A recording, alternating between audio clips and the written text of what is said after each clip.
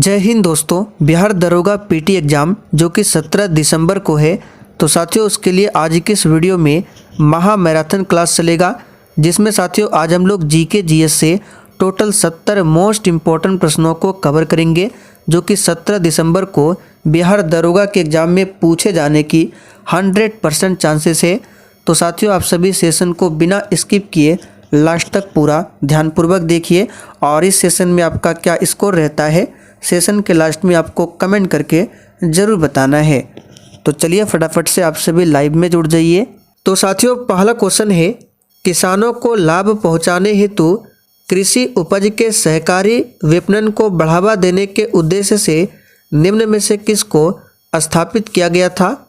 चलिए सभी ऑप्शन को ध्यान से पढ़िए। तो साथियों क्वेश्चन नंबर 1 के लिए आंसर हो जाएगा यहाँ पर ऑप्शन ए, याद रखिएगा, नेफेड को। किसानों को लाभ पहुंचाने हेतु कृषि उपज के सहकारी विपणन को बढ़ावा देने के उद्देश्य से नेफेड को स्थापित किया गया था। इसकी स्थापना कब होती है, तो याद रखिएगा 2 अक्टूबर 1958 को, ध्यान रखेंगे। और देखिए नाबार्ड की स्थापना कब होती है ये भी पूछा जाता है, तो 12 जुलाई 1982 को नाबार्ड की स्थापना होती है। आगे देखिए, भारत में आमों का सबसे बड़ा उत्पादक राज्य कौन सा है। बिल्कुल सोच समझकर आंसर करना है। तो साथियों क्वेश्चन नंबर 2 के लिए आंसर हो जाएगा उत्तर प्रदेश। उत्तर प्रदेश याद रखिएगा, भारत में आमों का सबसे बड़ा क्या है, उत्पादक राज्य है। उत्तर प्रदेश के बाद दूसरे स्थान पर आता है आंध्र प्रदेश। निम्नलिखित में से कौन एक प्राइमरी स्टोरेज डिवाइस है। तो साथियों क्वेश्चन नंबर 3 के लिए आंसर हो जाएगा रैंडम एक्सेस मेमोरी, यानी कि RAM। इसका फुल फॉर्म होता है रैंडम एक्सेस मेमोरी। ये क्या है, तो एक प्रकार का क्या है, प्राइमरी स्टोरेज डिवाइस है। पृथ्वी के वायुमंडल में नाइट्रोजन और ऑक्सीजन के अतिरिक्त निम्नलिखित में से कौन सी गैस प्रचुरतम है। चलिए क्वेश्चन नंबर 4 के लिए आंसर कीजिए। बिल्कुल एग्जाम में पूछा जाने वाला क्वेश्चन है। देखिए साथियों, वायुमंडल में नाइट्रोजन की बात करें तो ये सबसे अधिक है 78%, और ऑक्सीजन लगभग 21% के आसपास है। तो इन दोनों गैस के अतिरिक्त बताना है इन चारों ऑप्शन में से कौन सी गैस सबसे अधिक है। तो कार्बन डाइऑक्साइड की बात करें तो ये तो 0.03% है। वहीं आर्गन की बात करें तो ये 0.93% है। तो यहाँ पर जो आंसर हो जाएगा आपका आर्गन हो जाएगा, याद रखिएगा। चलिए आगे बढ़ते हैं। और हाइड्रोजन की बात करें तो ये ब्रह्मांड में सबसे अधिक पाया जाता है। निम्नलिखित में से कौन सा एक अग्निवलय नामक ज्वालामुखी कटिबंध से घिरा है। बिल्कुल इसी टाइप के क्वेश्चन पूछे जाएंगे, इसलिए एक भी प्रश्न को स्किप नहीं करना है। तो अग्निवलय नामक ज्वालामुखी कटिबंध से घिरा हुआ है कौन सा। तो यहाँ पर क्वेश्चन नंबर 5 के लिए आंसर हो जाएगा प्रशांत महासागर, याद रखिएगा, जिसे रिंग ऑफ फायर भी कहा जाता है। रिंग ऑफ फायर प्रशांत महासागर की द्रोणी में स्थित पृथ्वी का वह क्षेत्र है जहाँ पर क्या होता है, सर्वाधिक भूकंप आता है और ज्वालामुखी विस्फोट होता है। संवहनीय वर्षा का निम्नलिखित में से कौन सा एक लक्षण नहीं है। तो यहाँ पर क्वेश्चन नंबर 6 के लिए आंसर हो जाएगा, याद रखिएगा, अपराह्नकालीन वर्षा। ये संवहनीय वर्षा का क्या है, लक्षण नहीं है। भारत के संविधान की कौन सी अनुसूची में राष्ट्रपति तथा राज्यपाल को संदाय किए जाने वाली उपलब्धियां सम्मिलित है। चलिए सभी ऑप्शन को देख लीजिए। तो यहाँ पर इसका आंसर हो जाएगा दूसरी अनुसूची। निम्नलिखित में से कौन किसी भारतीय राज्य की प्रथम महिला मुख्यमंत्री थी। ये तो सिंपल सा क्वेश्चन है, सभी को आता है, सुचेता कृपलानी। सुचेता कृपलानी एक भारतीय स्वतंत्रता सेनानी व राजनीतिज्ञ थी, और ये जो है 1963 में कहाँ की मुख्यमंत्री बनी थी, तो उत्तर प्रदेश की, याद रखिएगा। और ये भारत में भारतीय राज्य में मुख्यमंत्री बनने वाली प्रथम महिला थी। भारत में किसी एक राज्य की विधान परिषद का सर्जन या उत्पादन कैसे किया जा सकता है। चलिए सभी ऑप्शन को देख लीजिए सही से।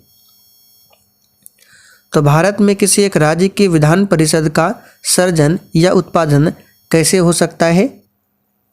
तो देखिए, राज्य विधानसभा द्वारा इसके आशय का संकल्प पारित करने के पश्चात संसद के द्वारा हो सकता है। आगे देखिए, निम्न में से कौन एक प्रोग्रामिंग सॉफ्टवेयर है? तो याद कर लीजिए, इंपॉर्टेंट क्वेश्चन है। विजुअल बेसिक क्या है? तो प्रोग्रामिंग सॉफ्टवेयर का उदाहरण है। एल्डिहाइड अथवा कीटोन के पॉलीहाइड्रोक्सी व्युत्पन्न क्या होते हैं? तो एल्डिहाइड तथा कीटोन के पॉलीहाइड्रोक्सी व्युत्पन्न क्या होते हैं? तो ये कार्बोहाइड्रेट होते हैं। साथियों, प्रोटीन की कमी से पूछा जाता है कौन सी बीमारी होती है? तो क्वाशियोरकर। अजूराइट निम्नलिखित में से किसका अयस्क है? तो एजूराइट जो है ये तांबा का एक अयस्क होता है। तो यहाँ पर आंसर हो जाएगा दूसरा ऑप्शन। रेयन रेशा किससे बनता है? और साथियों, सेशन के लास्ट में आज आपको कमेंट करके बताना है कि आपने आज कितने प्रश्न सही किए। तो रेयन रेशा जो है ये सेलुलोज से बनता है। याद रखिएगा, किससे? सेलुलोज फाइबर यानी तंतु है रेयन रेशा। रासायनिक दृष्टि से साबुन क्या है?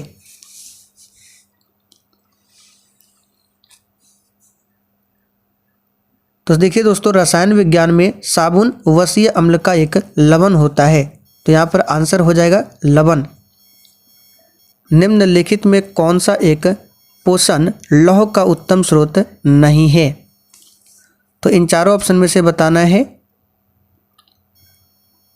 तो देखिए, गुड़ में होता है, गिरी में भी होता है, मछली में भी पाया जाता है, लेकिन दूध में नहीं पाया जाता है। दूध में आयरन, विटामिन सी और अन्य पोषक तत्वों की कमी होती है।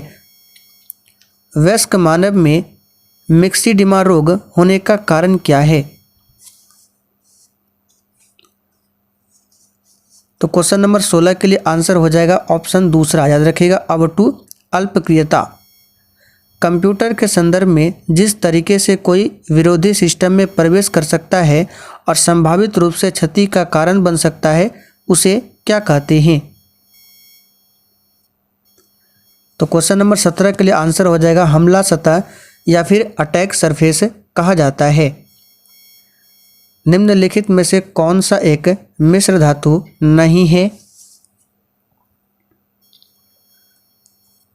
तो 18 कैरेट सोना ये शुद्ध नहीं है, इसमें भी कुछ ना कुछ मिला होता है, क्योंकि सोना जो होता है 24 कैरेट का शुद्ध होता है, प्योर गोल्ड। सोल्डर धातु ये भी मिश्रण है, इस्पात ये भी मिश्रण है, जबकि ग्रेफाइट क्या है? तो कार्बन का अपर रूप है और ये मिश्रण नहीं है। सीमेंट के उत्पादन में निम्नलिखित में से कौन सा एक प्रमुख कच्चे माल के रूप में प्रयोग आता है?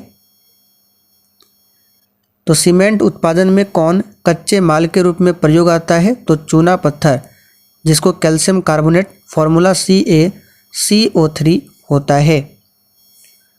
निम्नलिखित में से कौन सा एक शोधक के रूप में प्रयोग में लाया जाता है? तो यहाँ पर आंसर क्या हो जाएगा? Magnesium sulphate. याद रखिएगा, मैग्नीशियम सल्फेट। फाइब्रिनोजन का जो रुधिर स्कंद से संबंध है कौन उत्पन्न करता है?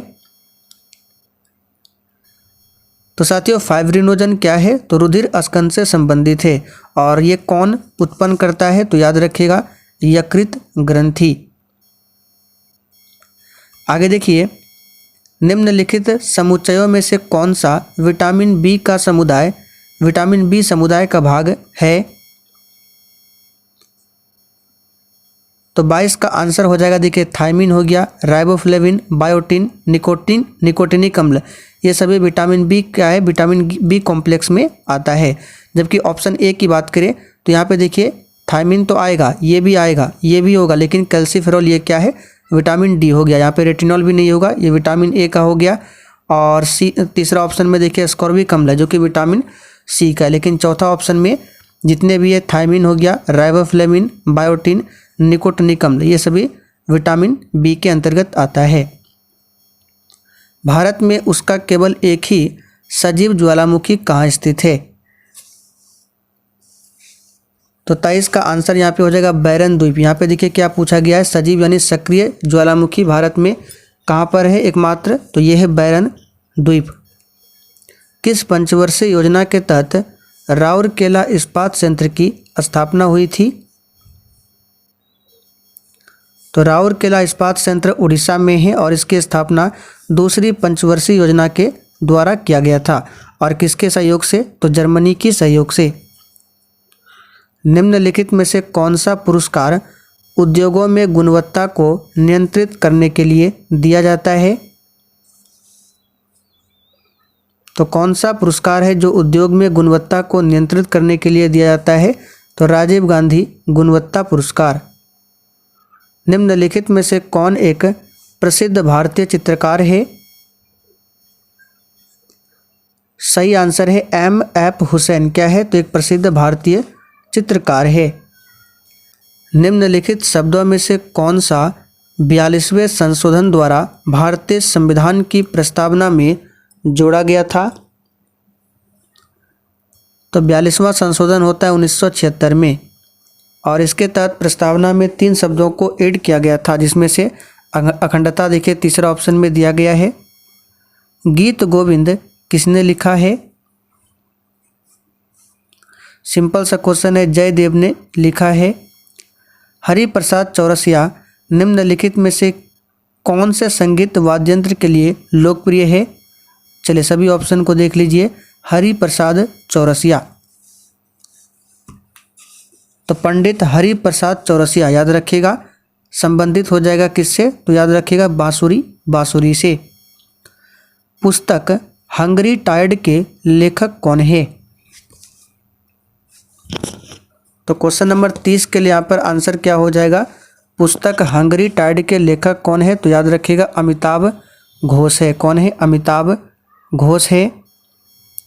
चोल अभिलेखों के अनुसार जैन सभाओं को दान में दिए जाने वाले भूमि को क्या कहा जाता था?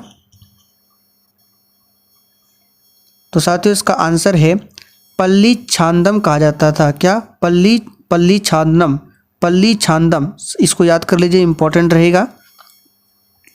भारतीय संविधान में मौलिक अधिकारों की अवधारणा किससे ली गई है? तो इसे तो हमने प्रैक्टिस सेट में आपको काफ़ी बार बताया है।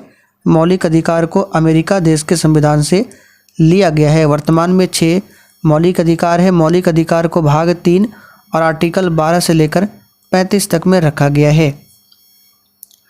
निम्नलिखित में से कौन सी नदी बंगाल की खाड़ी में गिरती है?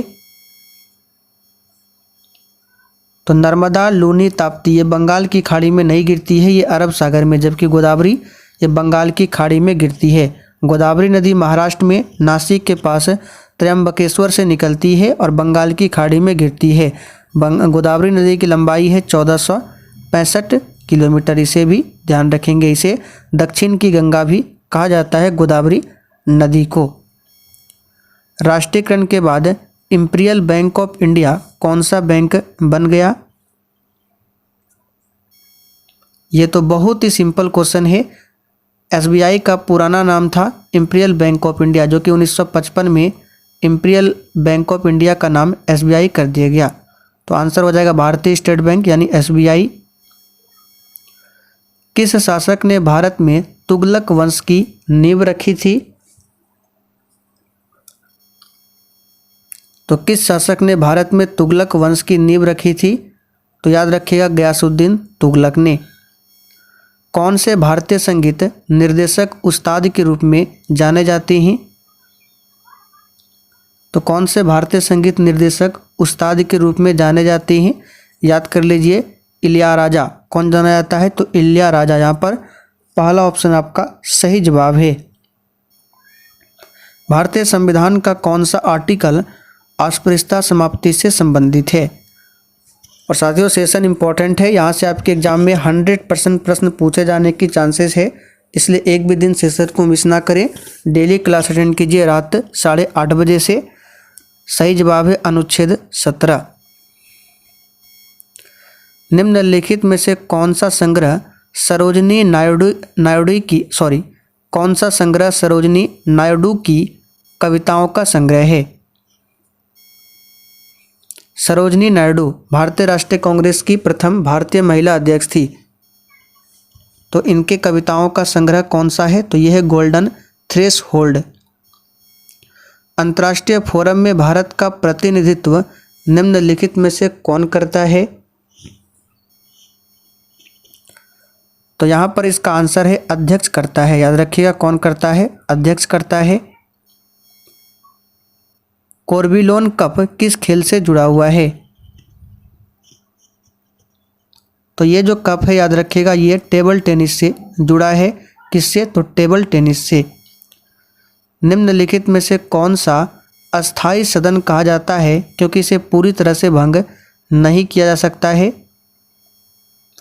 तो बिल्कुल बच्चों वाला क्वेश्चन है राज्यसभा। ये क्या है? अस्थाई सदन है, इसे भंग नहीं किया जा सकता है। राज्यसभा के सदस्यों का कार्यकाल 6 वर्षों का होता है। याद रखिएगा कितने वर्षों का?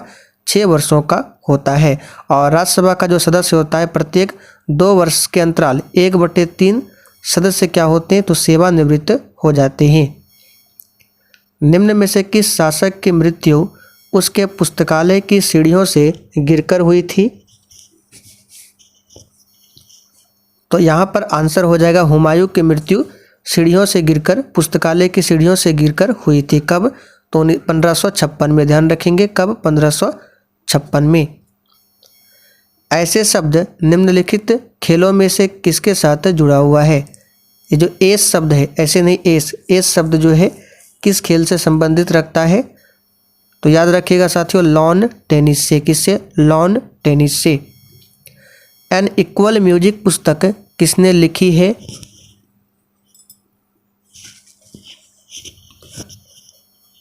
तो साथियों एन इक्वल म्यूजिक पुस्तक को किसने लिखा है? तो याद रखिएगा विक्रम सेठ ने लिखा है। किसने? विक्रम सेठ ने। प्रसिद्ध स्मारक गोल गुंबज कहाँ पर स्थित है? तो गोल गुंबज जो है याद रखिएगा कर्नाटक में है। याद रखिएगा बीजापुर कर्नाटक में है गोल गुंबज। इसका निर्माण किसने करवाया था? तो इसका निर्माण दाबुल के वास्तुकार याकूत द्वारा 1656 में किया गया था। किसके द्वारा? तो याद रखिएगा दाबुल के वास्तुकार याकूत द्वारा। और ये जो मकबरा है गोल गुंबज किसका है? तो याद रखिएगा बीजापुर के सुल्तान मोहम्मद आदिल शाह का मकबरा है। ताजमहल किसकी याद में बनाया गया था? और देखिए साथियों जिन्होंने अभी तक लाइक नहीं किया है फटाफट से सेशन को लाइक कीजिए। और ये सेशन पसंद आ रहा है तो कमेंट करके बता दीजिए, फिर कल भी इसी बुक से प्रैक्टिस कराया जाएगा। तो ताजमहल किसकी याद में बनाया गया था? तो सिंपल सा क्वेश्चन है मुमताज बेगम की याद में। कौन किसने बनवाया था? तो शाहजहां ने 1632 में। कन्नौज की लड़ाई में हुमायूं को किसने हराया था? तो साथियों कन्नौज की लड़ाई ये हुआ था 1540 में। और कन्नौज की लड़ाई में हुमायूं को हराया था शेरशाह सूरी ने। यहाँ पर दूसरा ऑप्शन सही है। शेरशाह सूरी का मकबरा पूछा जाता है जो कि बिहार के सासाराम में है। कौन से भारतीय राज्य 7 बहनों का हिस्सा नहीं है, यानी 7 सिस्टर्स में नहीं आता है? तो सबसे पहले आपको पता होना चाहिए 7 सिस्टर्स में कौन कौन से राज्य है। अरुणाचल प्रदेश है, असम, मेघालय, मणिपुर, मिजोरम, नागालैंड और त्रिपुरा। इसमें से पश्चिम बंगाल आपका नहीं आता है। निम्नलिखित में से कौन सा पुरस्कार सांस्कृतिक सद्भाव को बढ़ावा देने के लिए दिया जाता है? तो सांस्कृतिक सद्भाव को बढ़ावा देने के लिए टैगोर पुरस्कार दिया जाता है। कौन सा? टैगोर अवार्ड। लोकसभा में शून्यकाल आमतौर पर कितने बजे होता है? देखिए शून्यकाल क्या है? तो भारतीय संसद में प्रश्नकाल के तुरंत बाद आरंभ होने वाला एक विशेष समय काल है और यह 12 बजे दोपहर में आरंभ होता है, इसलिए इसे शून्यकाल कहा जाता है। तो 51 का आंसर हो जाएगा। दोपहर 12 बजे से 1 बजे तक ये चलता है, ध्यान रखेंगे। निम्नलिखित में से कौन सा पुरस्कार वन्य जीवन संरक्षण में महत्वपूर्ण भूमिका के लिए दिया जाता है? तो कौन सा पुरस्कार है? राजीव गांधी वन्य जीवन संरक्षण पुरस्कार। भारत में निम्नलिखित स्थानों में से कौन सा एक कर्क रेखा से निकटतम है? तो कौन सा शहर तो सबसे पहले आपको पता होना चाहिए कर्क रेखा भारत के टोटल 8 राज्यों से होकर गुजरता है। और यहाँ पर ऑप्शन के अकॉर्डिंग जो ये आइजोल है, मिजोरम की राजधानी आइजोल, ये कर्क रेखा के सबसे निकट है, ध्यान रखेंगे। चलिए आगे बढ़ते हैं। भारत में निम्नलिखित में से कौन सा मौसम फसली मौसम नहीं है? तो ये हो जाएगा उड़हुद, जो कि दूसरा ऑप्शन में दिया गया है, उड़हुद, याद रखिएगा। चलिए आगे बढ़ते हैं। निम्नलिखित में से किसने राजधानी को कलकत्ता से दिल्ली स्थानांतरित किया था? तो बहुत ही सिंपल सा क्वेश्चन है। लॉर्ड हार्डिंग ने भारत की राजधानी कलकत्ता से दिल्ली लाने की घोषणा 1911 में हुआ था और किया गया था 1912 में। भारत के मुख्य चुनाव आयुक्त को कौन नियुक्त करता है? तो साथियों, भारत के मुख्य चुनाव आयुक्त की नियुक्ति कौन करता है? तो याद रखिएगा, यहाँ पर 56 का आंसर क्या हो जाएगा? राष्ट्रपति करते हैं। कौन करता है? भारत का राष्ट्रपति भारत की पदस्थ सरकार की सिफारिश के आधार पर मुख्य चुनाव आयुक्त की नियुक्ति करता है। तो यहाँ पे देखिए अध्यक्ष दिया गया है। विश्व प्रसिद्ध मोर सिंहासन का निर्माण और उसकी लाल किले में स्थापना निम्न में से किस मुगल शासक ने किया था? तो यहाँ पर आंसर क्या हो जाएगा? याद रखिएगा, शाहजहां ने। पहला ऑप्शन आपका सही जवाब है। मयूर सिंहासन 17वीं शताब्दी की शुरुआत में सम्राट शाहजहां द्वारा बनवाया गया था और इसे दिल्ली के लाल किले में दीवान एक खास में रखा गया था। बोध गया एक महत्वपूर्ण बौद्ध तीर्थ केंद्र क्यों है? तो सिंपल सा क्वेश्चन, ऑप्शन को देख लीजिए, आपको समझ में आ जाएगा ये क्यों है। तो याद रखिएगा, क्योंकि गौतम बुद्ध ने यहाँ ज्ञान प्राप्त किया था बोध गया में। निम्नलिखित में से कौन सी सदिश राशि नहीं है? तो देखिए, जिन भौतिक राशियों में परिमाण के साथ साथ दिशा भी होती है वे सदिश कहलाते हैं। और सदिश के उदाहरण जैसे वेग, संवेग, विस्थापन, बल, त्वरण, ये सभी क्या है? सदिश है। तो यहाँ पे देखिए आयतन क्या है? ये हो जाएगा आपका अदिश, याद रखिएगा। अदिश का उदाहरण जैसे द्रव्यमान, चाल, आयतन, कार्य, समय, ऊर्जा क्या है? अदिश है। त्वरण ज्ञात करने का सही सूत्र कौन सा है? तो त्वरण ज्ञात करने के लिए सही फॉर्मूला है A बराबर V minus U upon T, जहाँ पर V क्या है? तो अंतिम वेग है, U क्या है? प्रारंभिक वेग है, और T क्या है? समय है। निम्नलिखित में से किसमें ऋणात्मक आवेश होती है? तो इन चारों ऑप्शन में से बीटा कण में ऋणात्मक आवेश होती है, याद रखिएगा। बीटा कण पर आवेश भी पूछ सकता है। तो -1.6 into 10 to the power -19 coulomb होता है बीटा कण पर आवेश।